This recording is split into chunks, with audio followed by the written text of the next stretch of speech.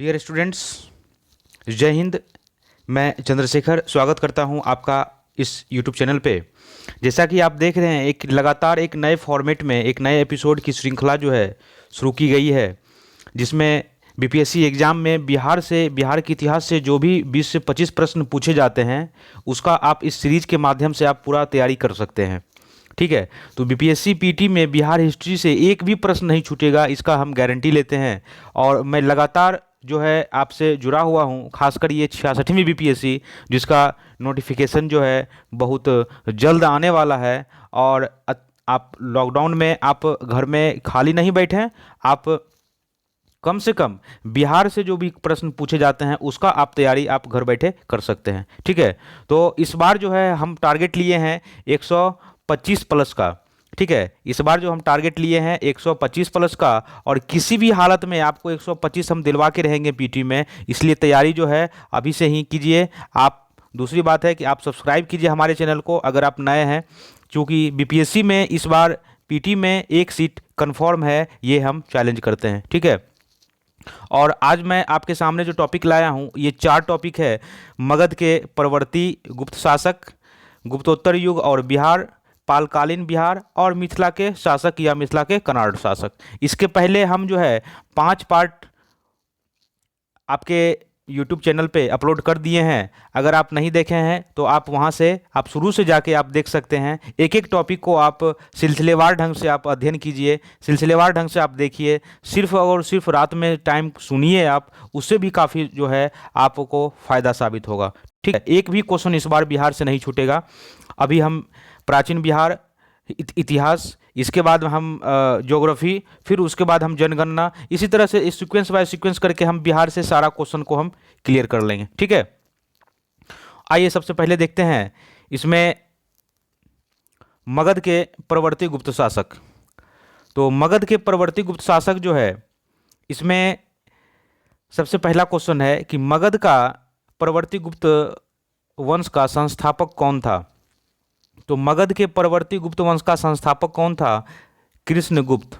कृष्णगुप्त जो है, इसका शासनकाल लगभग 510 से 525 ईस्वी तक था। ठीक है।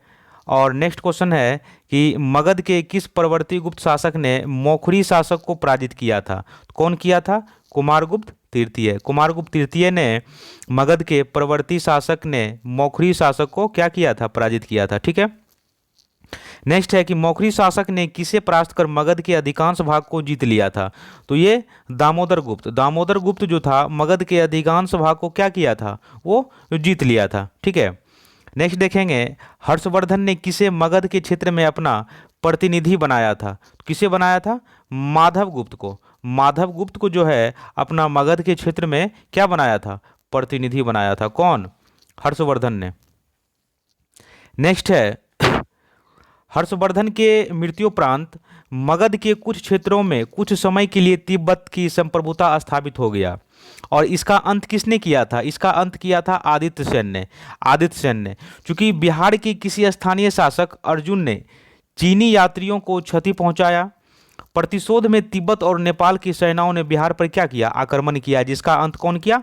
आदित्य सेन किया। Option number C. नेक्स्ट है, मगध के किस परवर्ती गुप्त शासक ने अश्वमेध यज्ञ का आयोजन किया था? कौन किया था? आदित्य सेन ने किया था। किसका? अश्वमेध यज्ञ का आयोजन किया था। ठीक है। Option number A. नेक्स्ट है, मगध के परवर्ती शासक, मगध के परवर्ती गुप्त शासक का अंतिम शासक कौन था? कौन था? कुमारगुप्त तृतीय। कुमारगुप्त तृतीय। कन्नौज के शासक ने कन्नौज के शासक ने जीवित गुप्त द्वितीय की हत्या कर इस वंश का क्या किया? अंत कर दिया। नेक्स्ट है कि मगध के किस परवर्ती शासक को असंख्य शत्रुओं का विजेता बताया? तो ये कृष्णगुप्त है, और यह विद्वानों द्वारा सदा क्या रहता था? घिरा हुआ रहता था। तो क्वेश्चन आपका पूछेगा, बहुत इंपॉर्टेंट है, कि मगध के किस परवर्ती शासक को असंख्य शत्रुओं का विजेता कहा?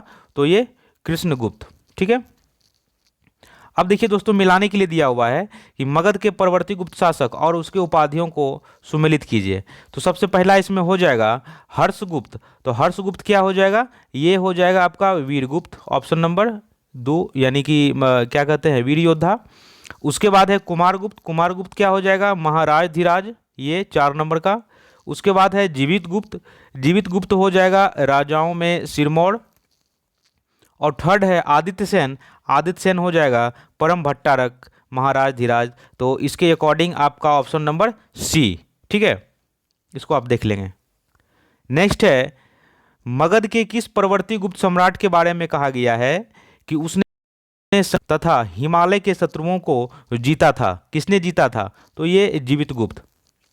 जीवित गुप्त जो था इसके बारे में कहा गया है कि इसने समुद्र तट तथा हिमालय के शत्रुओं को जीता था। नेक्स्ट है हर्षवर्धन के मृत्यु के पश्चात मगध के अंतर्गत एक विस्तृत साम्राज्य स्थापित करने वाला प्रथम शासक कौन था? तो ये आदित्य सेन, ठीक है। जिस समय हर्षवर्धन का मृत्यु हुआ था उसके बाद मगध पर एक विस्तृत साम्राज्य स्थापित किया। किसने? आदित्य सेन ने। Option number A. नेक्स्ट है मगध के किस परवर्ती सम्राट के शासनकाल में चीनी राजदूत वांग हुआन से भारत की यात्रा किया था? तो किसने किया था? ये आदित्य सेन ने। आदित्य सेन ने, ऑप्शन नंबर डी, ठीक है।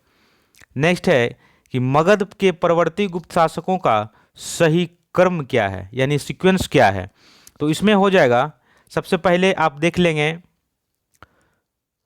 कृष्णगुप्त, उसके बाद हर्षगुप्त, जीवित गुप्त, कुमार गुप्त, दामोदर गुप्त, महासेन गुप्त, देवगुप्त, माधव गुप्त और आदित्य सेन। ये टोटल जो है मगध के परवर्ती गुप्त शासकों का सही क्रम है। Option number B. अब आता है गुप्तोत्तर युग और बिहार, ठीक है। इससे भी कई सारे क्वेश्चन जो है हमारे एग्जाम में पूछा हुआ है। जैसे आप देख सकते हैं बीपीएससी 40वां में जो है ये इससे क्वेश्चन पूछे हुए हैं। तो नेक्स्ट है कि चीनी यात्री इत्सिंग बिहार का भ्रमण किया था 673 ईस्वी में। इत्सिंग ने लगभग 675 ईस्वी से लगातार 10 वर्षों तक नालंदा विश्वविद्यालय में शिक्षा ग्रहण किया था, ठीक है। नेक्स्ट है कि हर्षवर्धन के समय में बिहार राज्य में कौन सा विश्वविद्यालय प्रसिद्ध था? तो ये कौन था? नालंदा। नालंदा विश्वविद्यालय जो है हर्षवर्धन के समय में काफ़ी प्रचलित था। Option number D. नेक्स्ट है कि चीनी यात्री ह्वेनसोंग ने किस विश्वविद्यालय में अध्ययन किया था? तो कौन सा होगा? नालंदा विश्वविद्यालय। ह्वेनसोंग ने नालंदा विश्वविद्यालय में 635 से 640 यानी 5 वर्षों तक क्या किया? अध्ययन किया। Option number D. नेक्स्ट है कि ह्वेनसोंग ने पाटलिपुत्र की यात्रा किस वर्ष में किया था? तो ये 635 ईस्वी में किया था। ह्वेनसोंग ने पाटलिपुत्र की यात्रा 635 ईस्वी में किया था। Option number A. नेक्स्ट है बोध गया के महाबोधि वृक्ष को क्षति पहुंचाने वाला शासक कौन था? तो ये शासक था शशांक। शशांक जो था बंगाल का शासक था जो क्रूर एवं धर्मार्ध था, यानी कि धर्म के विरोधी था, ठीक है। तो इस तरह से आप देख रहे हैं कि नेक्स्ट टॉपिक आ गया है पालकालीन इतिहास, यानी कि पालकालीन बिहार, ठीक है। ये इससे भी कई सारे क्वेश्चन रहता है दोस्तों। इस बार जो है बीपीएससी में एक सीट जो है कन्फर्म 100%। आप हमसे जुड़ जाइए, लगातार बने रहिए।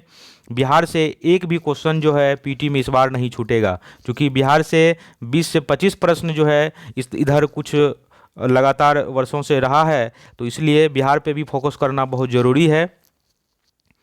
नेक्स्ट है पालकालीन बिहार में सबसे पहला क्वेश्चन कि पाल वंश के संस्थापक कौन है? तो गोपाल।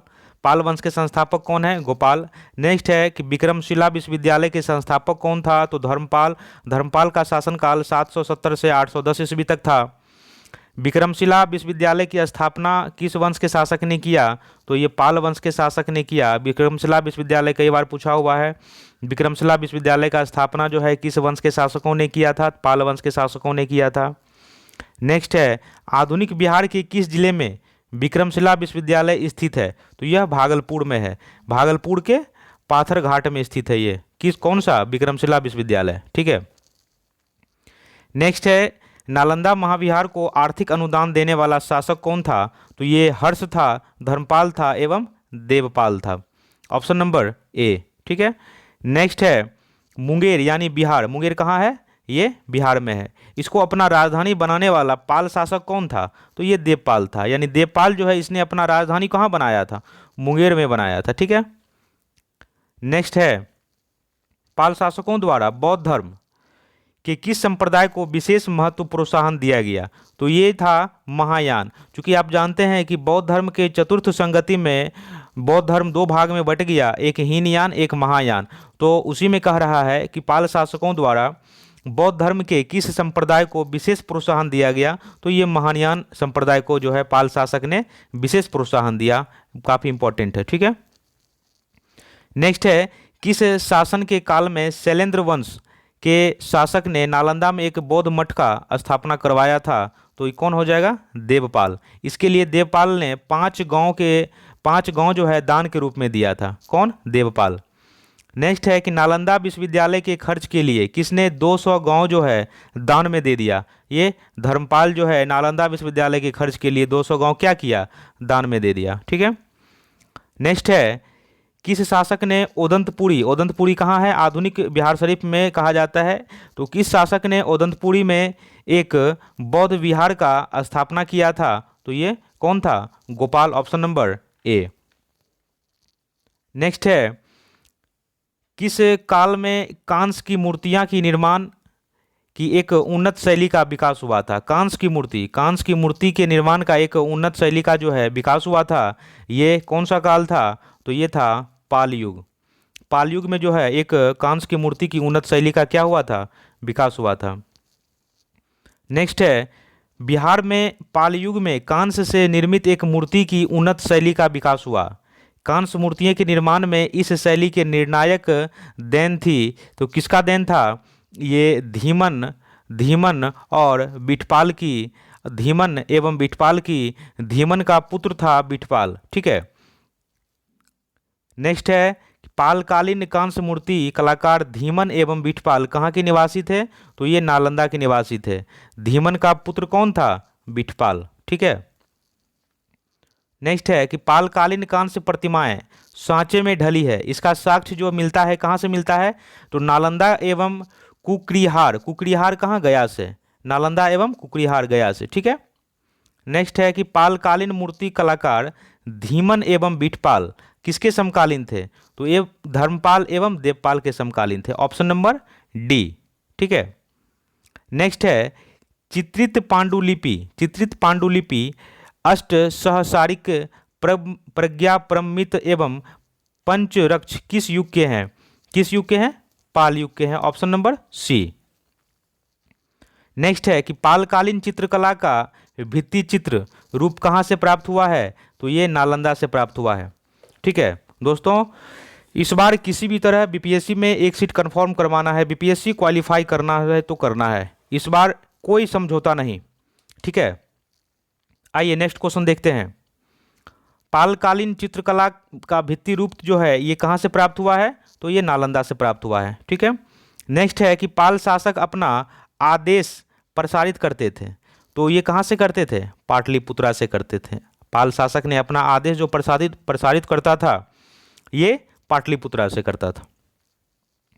नेक्स्ट है, पाल काल में श्रीनगर भुक्ति कहा जाता था ये मगध को। संभवतः यह जो है मगध को ही कहा जाता था। पाल काल में श्रीनगर भुक्ति किसको कहा जाता था? मगध को। नेक्स्ट है, देवपाल की अनुमति से सुमात्रा के राजा बलदेव पुत्र ने कहाँ विदेशी विद्यार्थियों के लिए छात्रावास का जो है निर्माण किया था? ये कहाँ किया था? तो नालंदा में किया था। क्वेश्चन था कि देवपाल की अनुमति से सुमात्रा के राजा बलदेव पुत्र ने कहाँ विदेशी विद्यार्थियों के लिए एक छात्रावास का निर्माण करवाया था? तो Nalanda, option number B. Next है, मिथिला के कनाट शासक, इससे भी बहुत सारा क्वेश्चन जो है रहता है एग्जाम में। इसमें देखेंगे सबसे पहला क्वेश्चन है कि मिथिला या तिरहुत के कनाट राज्य का उदय 1097-98 के किसके शासनकाल में हुआ था? तो रामपाल के शासनकाल में हुआ था, ऑप्शन नंबर ए। नेक्स्ट है कि मिथिला के तिरहुत के कनाट राज्य का संस्थापक कौन था? तो कौन था? मिथिला या तिरहुत के कनाट राज्य का जो संस्थापक था वो कौन था? Nanyadev, option number B. Next है कि मिथिला के कनाट शासकों की राजधानी कहाँ थी? तो मिथिला के कनाट शासकों का जो राजधानी था वो था सिमरावगढ़, सिमरावगढ़, याद रखेंगे। मिथिला के कनाट शासकों की राजधानी कहाँ थी? सिमरावगढ़। नेक्स्ट है, कनाट वंश का अंतिम शासक कौन था? कनाट वंश का अंतिम शासक कौन था? Hari Singh, option number B. Next है, कनाट वंश का पूर्णतः अंत हुआ, तो कनाट वंश का पूर्णतः जो अंत हुआ था वो 1378 ईस्वी तक हो गया था। ठीक है। नेक्स्ट है कि बिहार में किसके समय में पंजी प्रबंध का विकास हुआ? ये पंजी प्रबंध पूछ सकता है। कनाट शासक के समय जो है पंजी प्रबंध का विकास हुआ था। ठीक है। नेक्स्ट है कि तिब्बती इतिहासकार धर्मास्वामी तिरहुत आया था। कब आया था? 1234 ईस्वी में। ऑप्शन नंबर बी, 1234 ईस्वी में तिब्बती इतिहासकार धर्मस्वामी तिरहुत आया था। ठीक है। नेक्स्ट है, बख्तियार खिलजी के आक्रमण के समय कनाट राज्य पर किसका शासन था? बख्तियार खिलजी के आक्रमण के समय कनाट राज्य पर किसका शासन था? नरसिंह देव का शासन था। ठीक है, नरसिंह देव का शासन था। ठीक है। अगला देखेंगे, तुर्क सेनापति तुगरिल तुगन द्वारा मिथिला पर आक्रमण की चर्चा करने वाले विदेशी यात्री कौन था? तो ये कौन था?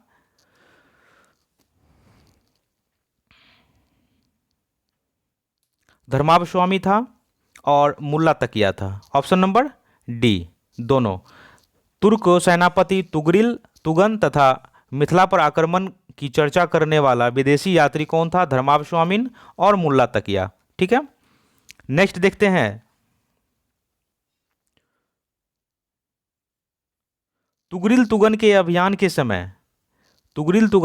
के समय कनाट राज्य का शासक कौन था? ये Ram Singh Dev. Option number B. ठीक है। नेक्स्ट है, कनाट शासकों में कौन एक महान समाज सुधारक था? तो कौन हो जाएगा? Hari Singh Dev. Option number B जो था ये हरि सिंह देव महान समाज सुधारक शासक था। ठीक है। और लास्ट क्वेश्चन है आज का, लास्ट क्वेश्चन है कि पंजी प्रबंध मिथिला क्षेत्र में किसके शासनकाल में मुख्य रूप से विकसित हुआ था? तो ये हरि सिंह देव के शासनकाल में विकसित हुआ था। दोस्तों, ये था टोटल प्राचीन, यानी कि पूर्व प्राचीन और प्राचीन से मिला हुआ था अभी तक का। नेक्स्ट जो हमारा वीडियो आएगा उस रहेगा मध्यकालीन बिहार का। मध्यकालीन बिहार से जो है, जैसे बिहार में तुर्कों का आगमन हो गया, सल्तनत कालीन बिहार हो गया, मुगल कालीन बिहार हो गया, तो इस तरह से जो है ये सब आएगा अगले वीडियो में मध्यकालीन बिहार। इसलिए मध्यकालीन बिहार को देखना नहीं भूलिएगा आप लोग। ठीक है। एक एक टॉपिक को आप लगातार देखते रहिए, जिससे काफ़ी सारा फायदा होगा और आपको याद भी होते जाएगा, रिवाइज भी होते जाएगा और एग्जाम में आपको काफ़ी बेनिफिट मिलेगा। इसका आपको अनुभव कब होगा? जब आप बीपीएससी 66वीं बीपीएससी के आप पीटी एग्जाम में आप बैठेंगे, उस समय जो है ये वीडियो का, ये क्वेश्चन का आपको अंदाजा आएगा। ठीक है। इसको रखते हैं यहीं तक। जय हिंद।